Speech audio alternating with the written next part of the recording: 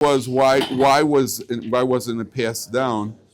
What do you call it? So it says when there was an oral Torah, and when there was the Jewish people were put in exile, they were exiled to Babylonia, and they were exiled after the time of the second Beis Hamikdash. So it's very difficult. A lot of it was rote memorization. Oral Torah was rote memorization. It's very difficult to memorize when you're being whipped by a Roman. So in the course of the exile, where they're going through suffering and everything else, there wasn't the same focus. It took tremendous amount of what do you call it, the vast body of oral Torah, which we have codified in the Mishnah and the Gemara, that was all memorized. And when it talks about the Gemara, talks about Rabbi Yochanan ben Zakkai and others, who never, every time you saw them, their lips were moving. Much of what they were doing at the time of the Talmud, much of the study at the time of the Talmud was primarily just memorizing text. We don't have to memorize because we got it written in front of us. Nowadays, we don't have to think even because we got it Google. But in the old days, you had to memorize it. You had a tremendous amount of memorization. That memorization became that's why at a certain point, Rabbi Yehuda HaNasi codified it in the Mishnah. He codified it, wrote down the oral Torah. The oral Torah wasn't even allowed to be written down. And then is what's called a Hora'as Sha'ah. Hora'as Sha'ah means a need of the hour. The paskin that for the need of the hour, for the sake of preserving Torah, we have to write it down. That's how the Mishnah was compiled. Okay? And so on and so forth. Gemara also says that the Talmidim didn't apply themselves the way they should have, and therefore there was a lot of forgetfulness. But at a certain point, Rabbi Yehuda HaNasi felt that if I don't codify it, it's all going to go lost. So he codified it all into the Mishnah. But after all is said and done, the Mishnah and the Gemara certainly, people ask, why is the Gemara? Why didn't they just say what they mean? Why are we constantly, fetching and twisting? So first of all, there's the idea that the more you, by having questions and answers, so it maintains interest. There's just so much time you can read something linear and just read facts. You can fall asleep. That's why you get involved in the discussion. But even more than that the Gemara itself was built to maintain an oral Torah character.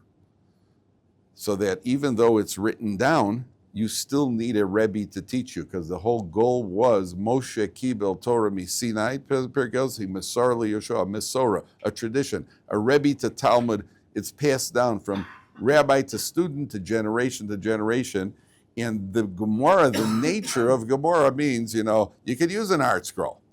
You could use an art scroll, but at a certain point you're going to hit a wall. You have to have somebody teach you how to do it. And that's why the Gemara was written the way it was written. Okay. I want to go to the Parsha now. The 2 points that I want to finish from Parsha Kisava, then we're going to Parsha's Nitzavim. This week we got a double header, gentlemen. Nitzavim and Vayelech.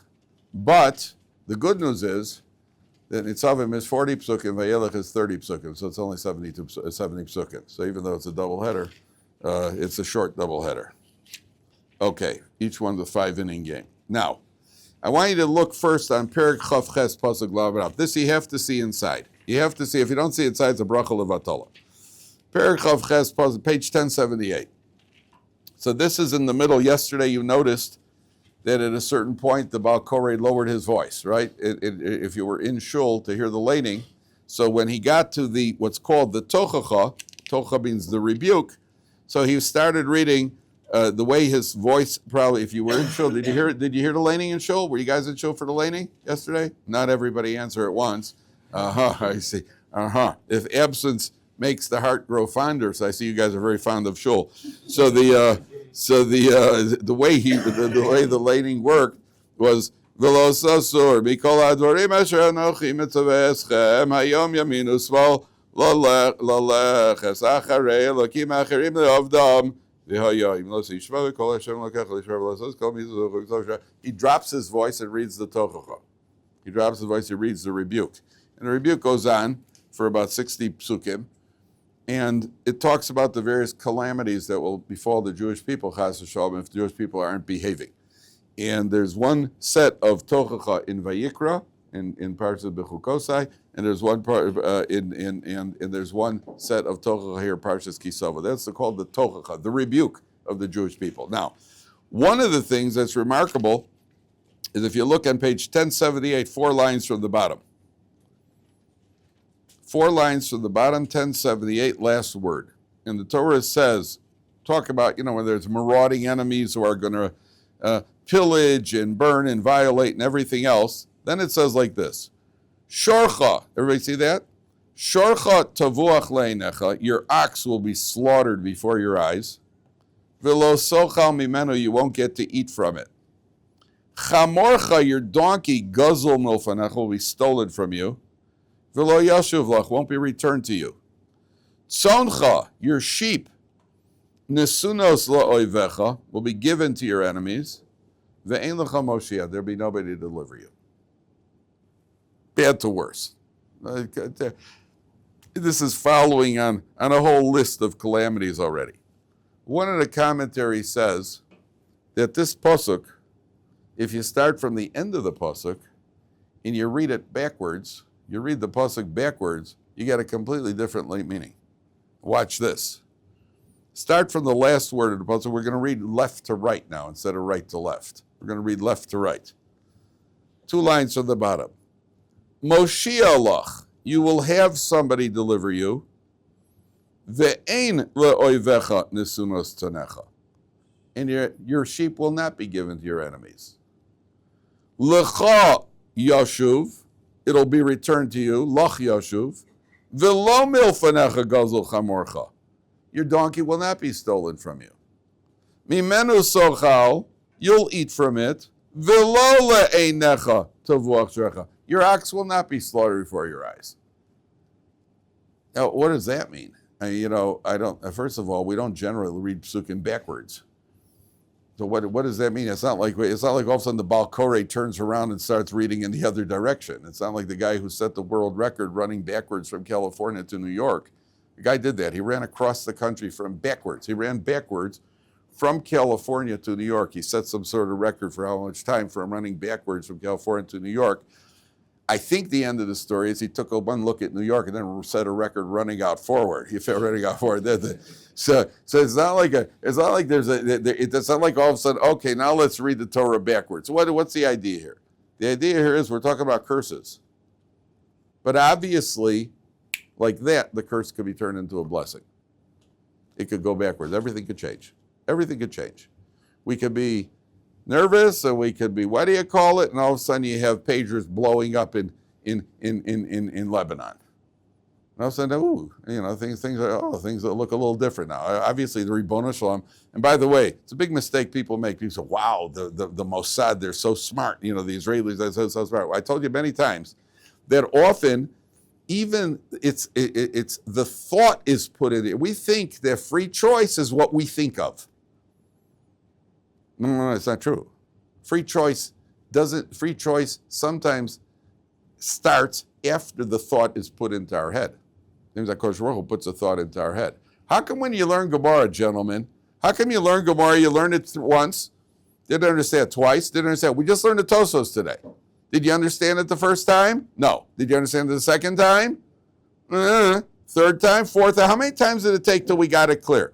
5 times, 6 times? What happened? What changed? It was the same word, same Tosos as it was originally. What changed? What changed is we worked at it, and then we were given a gift. The gift is the gift of understanding. When Hagar was sent out of the house with Yishmael, when Avram tossed them out of the house, so she said, they're dying of thirst. So then what happens? She davens, she cries. And then what happens? The angel comes. She opens her eyes, and what does she see? There's a well. The well was there all along. Was there the well? It doesn't say the Torah the well was created. Well wasn't created on the spot. It was there. She didn't see it. Now she saw it. Kosh Baruch Hu gave you the gift of vision, the gift of sight. That's thought also. Kosh Baruch Hu plants the thought in the person's mind. But in life, you could sometimes be in big, deep trouble, and in 1 second, the whole thing could change. Everybody's been there. Everybody's been in that situation, sometimes a terrible situation, sometimes just a hassle of a situation. No. There are lots of situations where in life, it looks bad. They come and tell you, waiting to get on a plane, and they say to you, listen, sorry, we're completely full. We're booked. You're going to have to take the next flight. You're like, oh, man.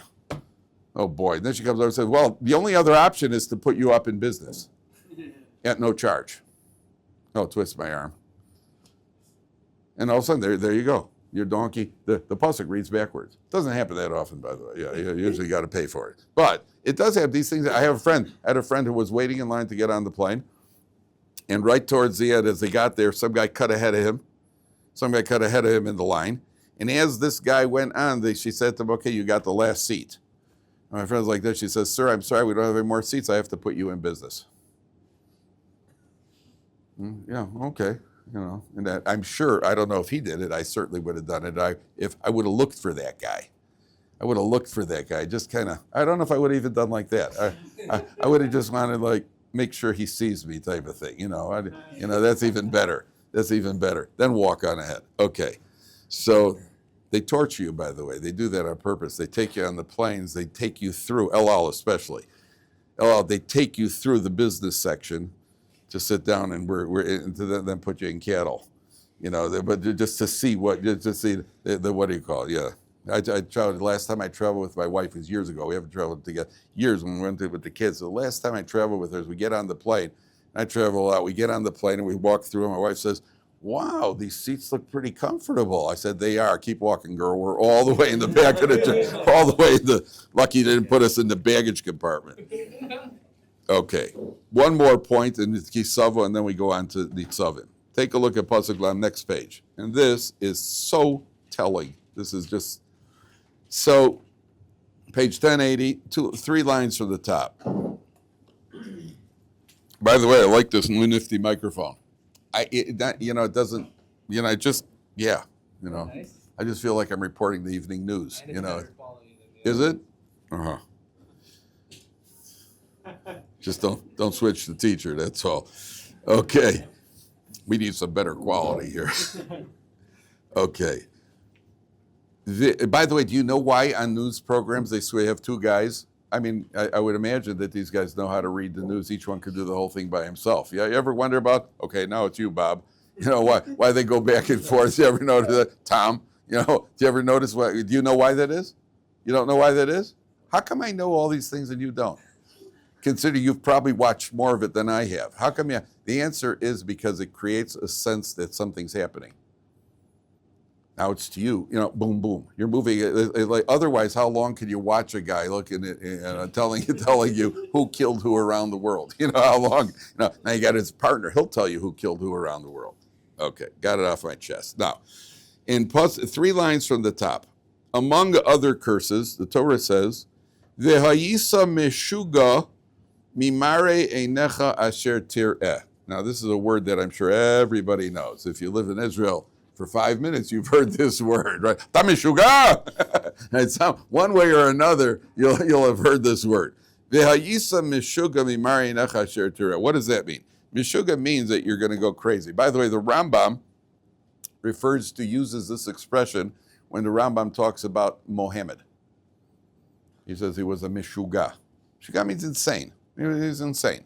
So, I just hope they don't put me on the, they don't do what's it called, where they take out the Muslims take out a hit on you, for, a fatwa. A fatwa. I hope they better not do a fatwa on me. Come and get me, guys. Here I am. Yeah, right there. See, here's my book. Uh-oh. They got me on the fatwa. They got me on the fatwa. Oh, no.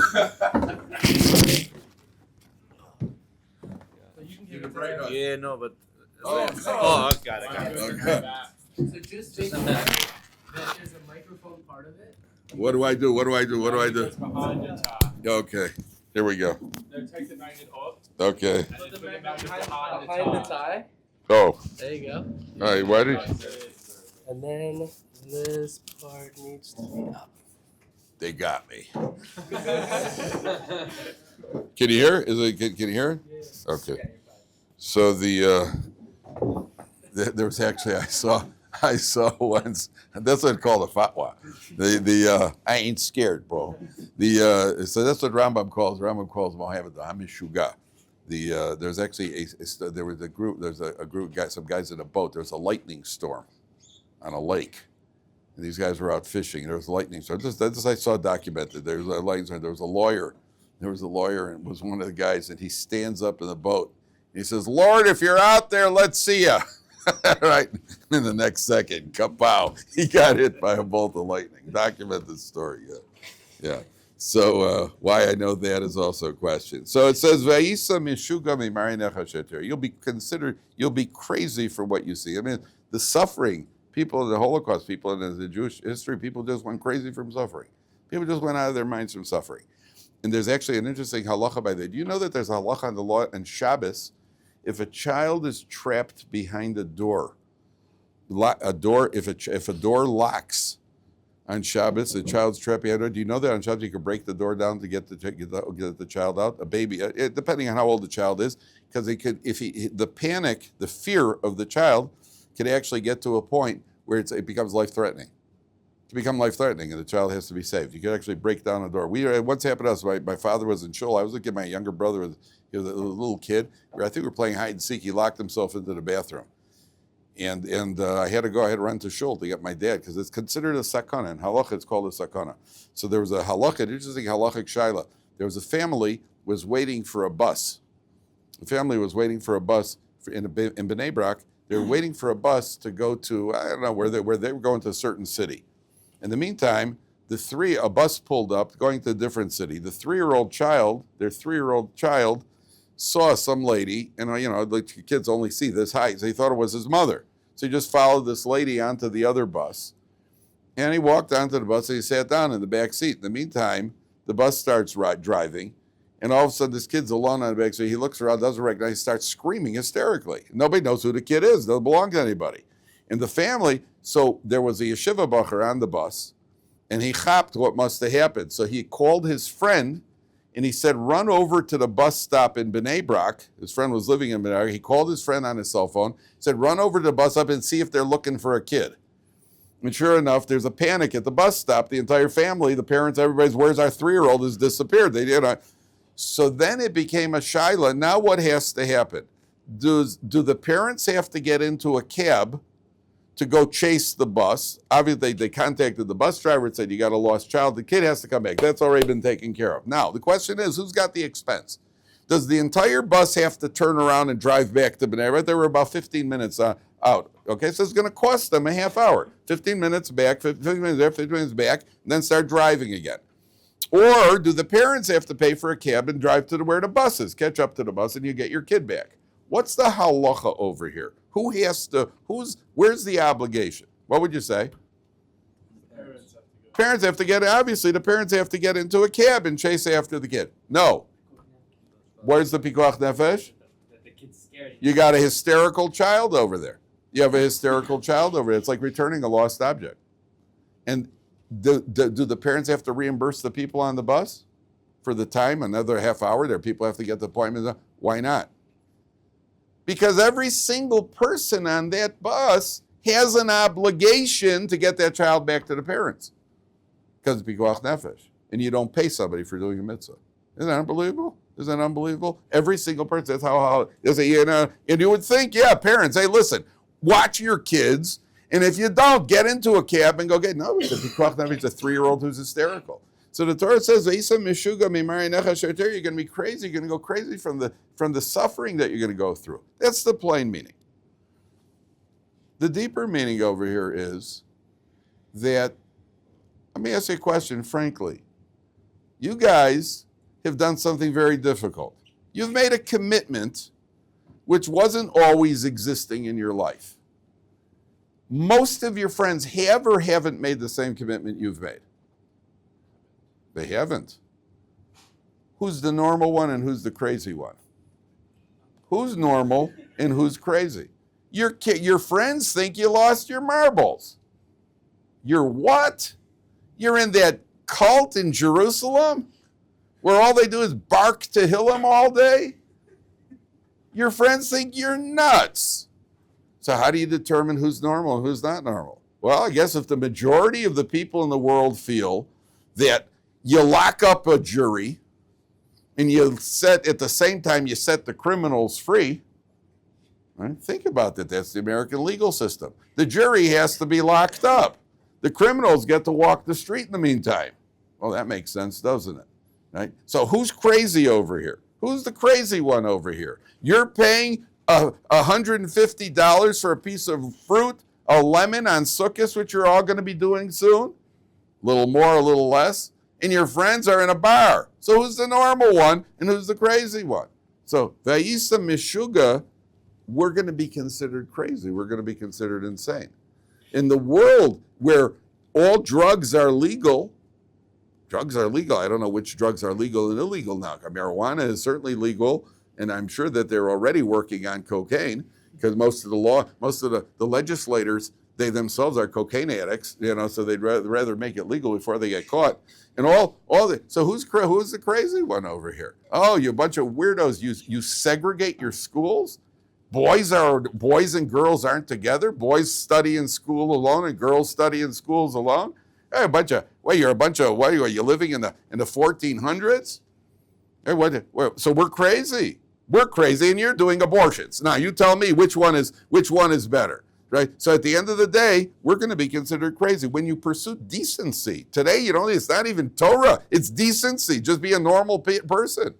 You should be allowed to tell a woman who gives birth whether it's a boy or a girl. The doctor should be allowed to tell her without fear of being sued, which they are, by the way. Do you know that? That a doctor is not allowed to say if it's a boy or a girl? How do you like that? And there was a guy told me the doctor, his sister or sister-in-law gave birth, and she said to the doctor, is it a boy or a girl? She said, I can't say because I could be sued. Isn't that beautiful? What a wonderful world. It's a turtle. I feel I'm a turtle. I'll sue you. I'm a turtle. Yehuda, I'm a turtle. If you say I'm not, I can sue you. You know that? I feel I'm a turtle. And they think we are. They think we're a bunch of turtles in a shell. We don't know what's going on in the world. We're closed off, and so on and so forth. Meshuga, that's the way to go. A friend of mine's a doctor. He just told me now. It's Shabbos. He told me that he knew that somebody that he knew from medical school, not Jewish woman, she was diagnosed with ALS, Lou Gehrig's disease, a terrible disease. Diagnosed with Lou Gehrig. So my daughter-in-law's father had ALS. He was nifter a couple of years ago. The family kept him alive for 9 years. They had almost a hospital in the house. They kept him alive for 9 years. He made a siyum on Shas. They used to learn with him. He was there. He was at the last Daf Yomi thing. They had a whole clip about him at the Daf Yomi celebration. When they made a siyum on Shas, they kept him alive for 9 years. This girl got diagnosed as a terrible. What do you call it? Terrible. It's the worst of all the. It's the worst of all the ones that knock you out of commission. It's the worst. There's nothing you could communicate with your by blinking your eyes, right? By blinking your eyelid. So he told me that this girl has a she was diagnosed with ALS. I don't know what stage it's in, and she sent out in Canada. She's in Canada. She sent out an email to all of her friends inviting them for next Wednesday to her funeral. Because she's going to have a doctor. What do you call it? What's it called? Physician. Medically assisted suicide. Medically assisted suicide. Now, I was under the impression that medically assisted suicide is that the doctor only loads up the thing for you. He doesn't actually inject it. You have to do the injecting yourself. Now, apparently, my friend the doctor told me that in Canada, the doctor does it, and not only he does it. And not only he does it, he's not allowed to refuse, and he can lose his license. He loses his license if he refuses to do it. We have the highest, it's like an exponential growth chart. We have the highest rate of increases in the last 3 years of medically assisted suicides because they legalized and opened up so if you just feel bad, you can go and be please kill me. So and we're the crazy ones. And we're the in a Jewish and the doctor, and apparently come, it's a great, let us take your life, right? Oh, wow. And we're the ones, and we're the crazy ones, right? And that's exactly what the Torah says. Vayisa Meshuga, we're phobic, and we're this, and we're that. Anything that's not decent, and we protest against it, it's our fault. That's Vayisa Meshuga Marinecha. Okay, let's go on. I'm going crazy from it. Okay, page 1086. Okay, now this Parsha always comes up right before Rosh Hashanah. This Parsha comes up right before, and the commentaries talk about it. Page 1086, Parshas Nitzavim and Vayelech. So the Torah says like this. First part, Atem Nitzavim Hayom Kulchem. You are standing here today, all of you, you the Jewish people. It's Moshe Rabbeinu talking to the Jewish people. Lifnei Hashem Elokeichem, before Hashem your God. Roshechem, Shiftechem, the heads of your tribes. Ziknechem, your elders, Vishotrechem, and your enforcers, the Kol Ish Yisrael. And not only that, Tapchem, your children, the Shechem, your wives, the Gercha Asher Bisharecha, Bekerev Machanecha, your converts, Mechote Veitzecha V'Adshoy V'Mecha. You're all standing here before God. For what purpose? And one more pasuk. La'avracha bevrisa Hashem Elokecha, to bring you into the covenant of Hashem. Now we've been through the covenant already. This is a new covenant. This is called the Bris Arvus. Bris Arvus means that besides our own personal responsibility, we carry responsibility for others. Which means that if I have the possibility to stop somebody else from doing an Avera, and I don't stop him, then I am accountable if he does it. You're an accessory to the crime. There's something in secular law being an accessory, you're an accessory to the crime. Okay. So the question becomes like this, and not the question, the qualification. You have to know if you're responsible for somebody else. The fact that you feel responsible doesn't mean you are. Many Baalei Tshuvas want to correct their parents. Don't, it doesn't work, and you're not responsible for them. They raised you, you didn't raise them. And it's natural to feel that I want to enlighten them, and I certainly don't want them to sin. It's not your responsibility. It's only your responsibility in a situation where you could successfully correct somebody else. And in general, making a habit or a career of correcting people will render you an unpopular person. So you have to be very, very, think a lot whether or not this person is receptive to it, whether he's interested in hearing from me, is it really a correction, did he do something wrong, and so on and so forth. We'll talk about that. What's the idea of Atem Nitzavim? You are standing here today before Hashem your God. Now if it's Rosh Hashanah, it alludes to Rosh Hashanah, which is a week and a half. Starts next Wednesday. Next Wednesday night is Rosh Hashanah, gentlemen. No slichas, that's Rosh Hashanah. You forget about it. You've been doing slichas already for 3 weeks. We are doing slichas for 4 days. How do you like that? Read them and weep, Alan, right? We do slichos for 4 days. All right, you get to eat rice on Pesach. Well, you can, yeah, go ahead, I'll pass. I'll survive a week without rice. I would. Mazonos and matzah, yeah, do it all. Do anything you want, just don't give me 40 days of slichas. So what do you call it? So when Rosh Hashanah, we stand before God, and we're going to, what do you call it? We're being judged. Everybody knows the idea of being judged. Atem nitzavim hayom. So the commentaries say like this: what's being judged? So there are two ideas here. First of all, Atem nitzavim hayom kulchem. All of you, Torah, Moshe is saying to you, all of you at the plain meaning means all of the Jewish people. But the Mefarshim say all of you means all of you, the individual, all of you is coming before God. Now what that means is, and there's a big mistake here, by the way. There's a big mistake. We spoke about this already, about people think, oh, I'm cooked. Right? A terrible approach and a terrible attitude. All of you means, can I ask you a question? How many times this year did you put on tefillin? You remember all the times you put on tefillin this year? You remember all the times? You remember all the times? How many times did you answer Amen this year? You remember all the times? How many times did you drop a coin into a pushka? Did you give tzedakah, even a shekel or half of it? Do you remember all the times? No, you don't remember? Hashem remembers. Hashem remembers it. We think he only remembers the bad. He remembers everything. It's all there. Atem nitzavim hayom kulchem. All of you, the entire package called you, me, is standing in front of God. Well, that package contains some good things. There are a few good things we've done in the course of the year. Every word of Torah that you've learned, every time you help somebody, every time you pass ketchup to somebody on the table when he asks for it, because that's a chesed. So we think that we don't remember. We only tend to focus on, oh, I messed up. I came late to shul this morning. Uh-oh, I'm history, right? No, Hashem kulchem. Hashem remembers all of you. And all of you doesn't just mean what you did. All of you means all of your personality, all of your background, all of what can be expected from you based on your life circumstances situation. Do you really think that Hashem is going to hold us to the same standard as somebody who's 7th generation B'nai Brak and has never spoken anything but Aramaic? You really think we're going to be held to the same standard? That person is going to be held to a standard of why did he bench so fast? To a person with a less background is going to be held to a completely different standard. How can you compare the two? And therefore, first thing is, Atem Nitzavim Kulchem, all of you, HaKadosh Baruch Hu takes into consideration the entire package. Number one. Number two is that there's actually a benefit to being judged in front of HaKadosh Baruch Hu. What's the benefit? You know why it's good to be judged in front of Hashem as opposed to a judge of flesh and blood? Because Hashem, there are a few things that need to be taken into account over here. First of all, I think there's, don't they call it in secular courts sentencing guidelines? There's something called sentencing guidelines. When a guy breaks the law, oh, good, it's good. If you're not familiar with the expression, it means that they were never using it towards you. Good, that's a good sign.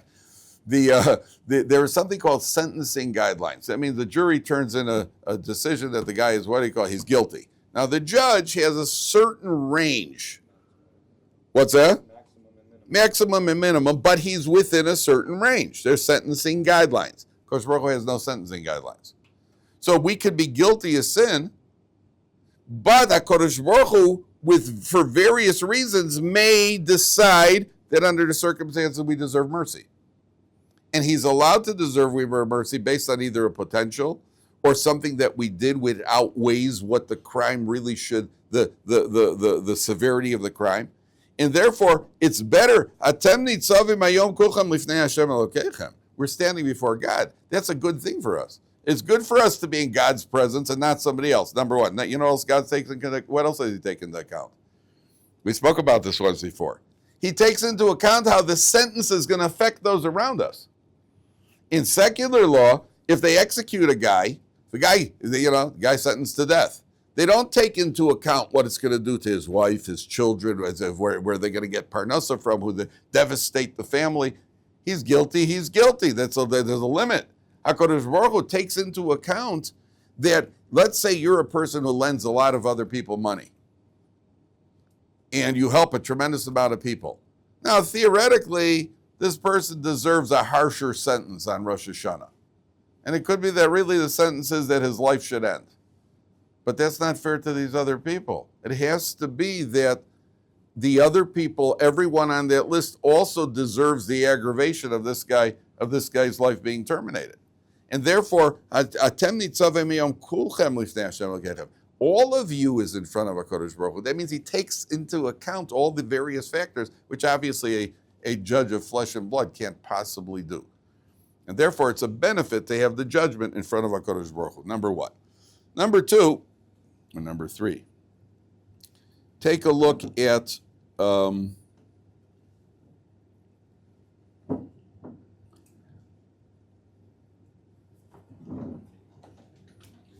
next pasuk.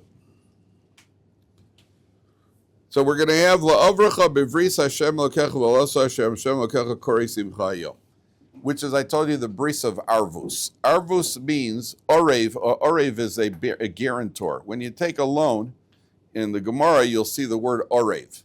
Gemara talks about an orev. An orev is a guarantor. And he signs on the loan. Here, the Jewish people have an obligation that we are responsible for each other. Now, I told you that this has to be always done with, if you're the father and you have kids, you have responsibility for your kids. You don't have responsibility for other guys in the yeshiva. Your main responsibility, unless you see somebody flagrantly breaking the halacha, stop. A guy's about to turn a light switch on Shabbos, and you know that he doesn't really want to, so stop him. Don't let him go flip the light switch. But you have an obligation if you're able to. But if you're not able to, so don't do it.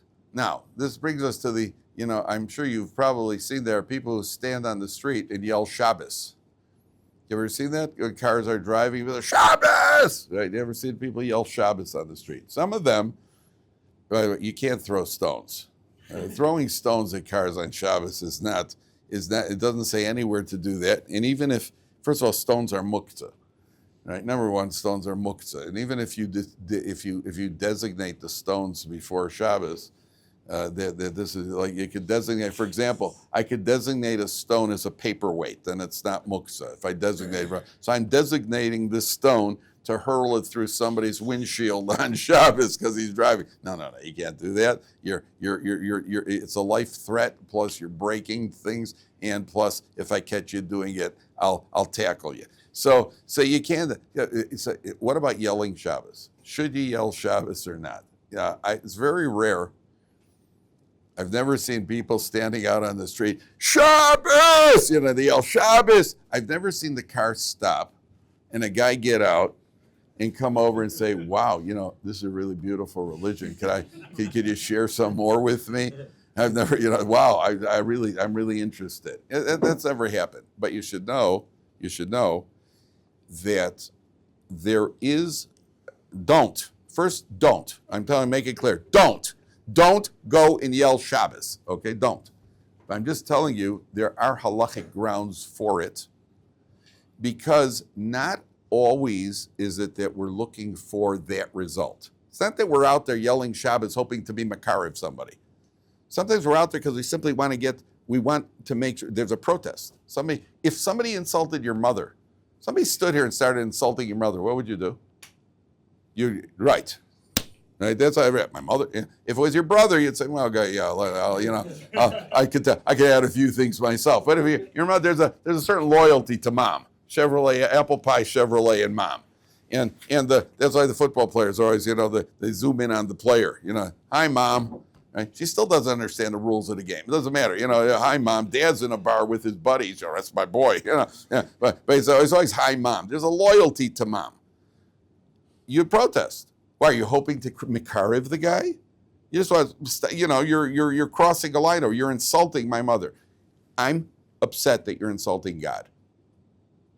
And it's a reaction that's not coming because I like action. It's a reaction because it's an emotional reaction. Shabbos! What are you doing? What are you doing? There are things like that in life where people get upset because it's something that means, when it means something to you, you should know.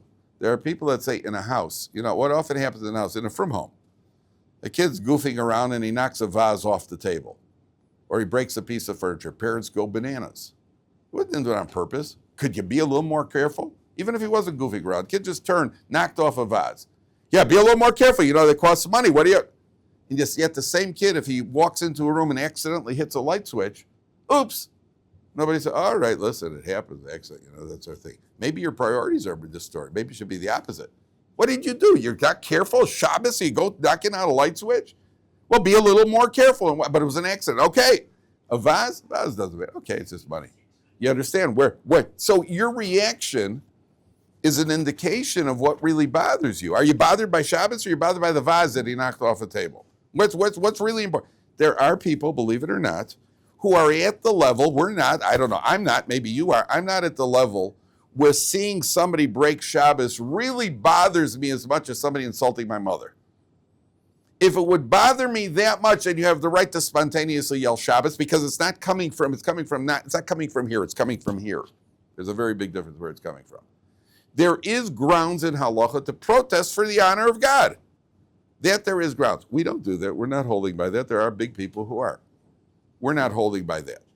But in general, correcting people, you have to know if you're the person. Rabbi Yisrael Salanter, who was the founder of the Muslim movement, Rabbi Yisrael Salanter said, in the beginning I thought I was out to help to improve the world, to change the world.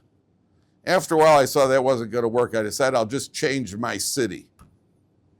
After a while I saw that wasn't going to work. I decided I'll just change my family. I'll work on my family. And after a while, I realized that I haven't got a chance. I just better work on myself. That's ultimately what it comes down to. And ironically, the more we work on ourselves, the more we have an effect on other people. All right, we'll continue with this tomorrow, Mir Hashem.